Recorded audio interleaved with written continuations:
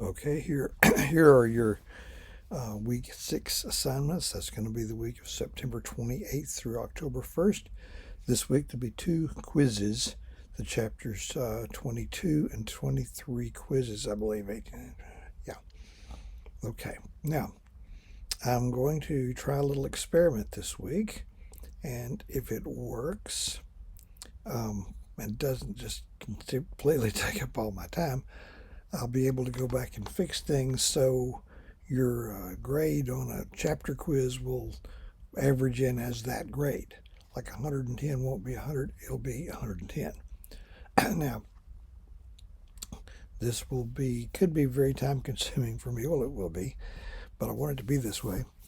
Um, and it could be a little confusing, specifically when you open the chapter 22 quiz, it may say not for grade. That's a separate category. If it were for a grade, Canvas would insist on grading it. And since 110 is the top grade, your actual score is averaged in as a percent of 110 instead of 100. So I reclassify it as not for grade. After the week's over and the quizzes are in, I go back and manually transcribe those numbers onto a paper gradebook page, and this is what I did for many, many years, only I was using little Scantron cards instead of the screen, and then manually enter them in a gradebook column in the Canvas gradebook. And it might say, for example, but almost certain it will say Chapter 22 Quiz GB. Okay? That means that's the column for the gradebook. I might find another way to do that, but that's what I'm looking at right now. So I don't want to confuse Canvas by having two things that have the same name. I thought I was in trouble with my 1301s, but we got it ironed out. So once that's done, then I'll grade my growing stack of bonus quizzes. Normally I get those up and I'm running, keeping up day by day by about week 3. We're not through with week 5. And partly it's just that this has taken a bunch of time I don't usually have to spend if I'm doing face to face. But I want to get this thing about the gradebook straightened out. If this works okay, and if I can do it, I'm going to go back and reclassify your chapters 18 through 21 quizzes as not for grade. Manually transcribe them. That'll be a pretty good day's work, but once it's done, it'll just be week by week and it won't take that much time.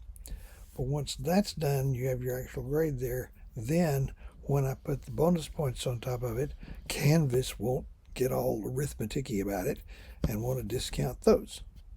Hopefully, this still looks okay. I am receiving those. I'm printing them out as we go along. And there we are.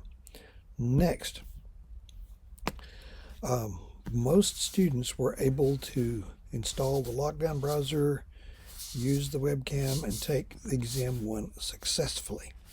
But I got maybe a dozen or so complaints, reports I should say, from students who just hit a wall and they couldn't get the browser to install and various things like that. What I did for each of you that did that was I entered a ticket, as it's called, it's kind of like a work order, where I advise technology services that you've had this problem, who you are, what your ID number, all this, that kind of thing is, and that you'll contact them by phone. And so you call the help desk, and it's all set up. Now, I am not sure, but what you can just call the help desk without me filing a ticket. I hope you can, because that's what I did the last 2 days was file tickets. It's a little bit tedious. So anyway, call them up and they'll walk you through it. To compensate for this delay, I've extended the deadline on the exam back to Tuesday, September 29th. Okay? So that gives you time to call them up. Now there's a change. If I responded to an email to you, I gave you a phone number, which is the one in the campus directory for technology services. That's the number for technology services. I since noticed that they have another number for their help desk, where they're available to help anybody, student, instructor, faculty, staff, whoever. And that's the one that you don't want to use is the one ending in 3249. That'll get you there, but it takes up a little bit more of their time. The help desk is 817-598-6364. That takes you right to the help desk. Now, the only thing I would actually need to file a ticket for, I think, would be if I have people who need to check out a loaner laptop. I don't know if they have any of those left. That's available. Not everybody has an up-to-date computer. Or if you need an outboard webcam, they've got a stack of those that you can check out. So, okay, next week, week 7, that would be the week of October 5, 6, 7, 8. I'll go ahead and tell you about this. There's another assignment. I think you just have one quiz that week, but you have a second quiz, which is part of the first part of a 3-part assignment that culminates in writing a paper. I did warn you about that up front. This is the Identifying Sources quiz. It's not this week. It's next week. And it's 10 questions. And the odd-numbered ones, the question is an active link to a historical source about the source of your paper. And the source of your paper is comparing the 1919 so-called Spanish flu pandemic that killed 600-something thousand Americans when there are only about a third as many of us as there are, with the one going on now. That's what the paper will be about. So there'll be active sources. Question 1, 13579. The odd-numbered ones take you to the document. You examine the document, and then the question will be to classify it as either primary, secondary, or tertiary. You might need to hear this more than once, so here goes, even though it's not this week but next. A primary source is a document written by someone who is either a participant or an eyewitness in what they're describing. By the way, that doesn't make it 100% reliable. Secondary sources are more broad-based and they're drawn from. They're based on primary sources, but they're not written by participants or eyewitnesses. Tertiary sources, the line between secondary and tertiary always seem kind of blurry to me, but on the safe side, if it's an encyclopedia article or a big fat textbook, something like that, that's going to be a tertiary source. All right. The second question, and there'll be 5 sources with 2 questions about each one. At least that's how I've done it in the past. The second question is you're going to explain precisely why you classified the document the way you did. This needs to be a short paragraph. Now, obviously, if you get the first question wrong, how can you get the second question right? Well, I do give partial credit, not full, but partial credit, if you have a good explanation that makes sense, even if it's misclassified. Okay. One more little thing. I get student emails, and I get an email. The name's going to look familiar, probably, but you're one of about 170 people currently enrolled in my 6 sections. That's more than I've had in quite a while. I don't even know what you look like, except for maybe the small handful who had me last year. What I want you to do is, in your email, tell me whether you're in History 1301 or History 1302, for starters.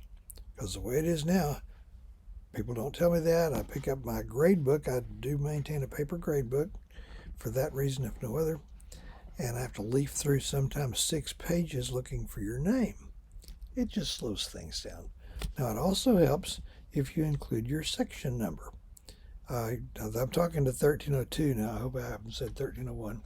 I have 3 sections, and it would be the suffix after 1302. It'd be like 1302 dot, and these are the 3 possibilities, 060, or pardon me, 006, 007, or 00. That thing just quit on me a minute ago, so I'll overlap a little bit. My three 1302 sections are designated as 1302.006 or 007 or 008. And if you know which one you're in, include that. When you send me a bonus worksheet, it also helps if you put that, or if you put in the subject line what chapter it's about by name. Okay, like emergence of the U.S. as a world power. I've already got one or two on that. Anyway, there we go. There's probably something else I'm supposed to tell you. Reminder, this week we have the chapters 22 and 23 quizzes. Sometimes I post videos. They're for enrichment purposes. My videos you seriously need to watch, because that's like going to class and listening to the lecture. The others are basically enrichment, and it enables me to put things out there for you that I wouldn't otherwise. Some of them may be just for fun. All right. Back up the way, I posted one that was some choice scenes from the miniseries Lonesome Dove, which was very popular. And I forget what else, but there could be things there that are not necessarily even course related, just lighten up the moment a little bit. We could all use that. So I've got a few ideas. Mostly they'll have to do with they'll be course related. I'm not too sure what I'll have on the first topic this time, but we're starting Unit 2.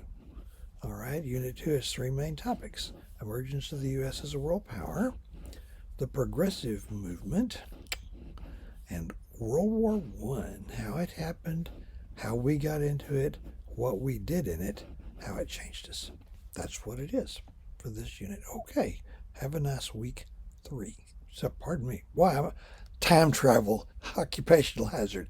Let's try week 6. See you later.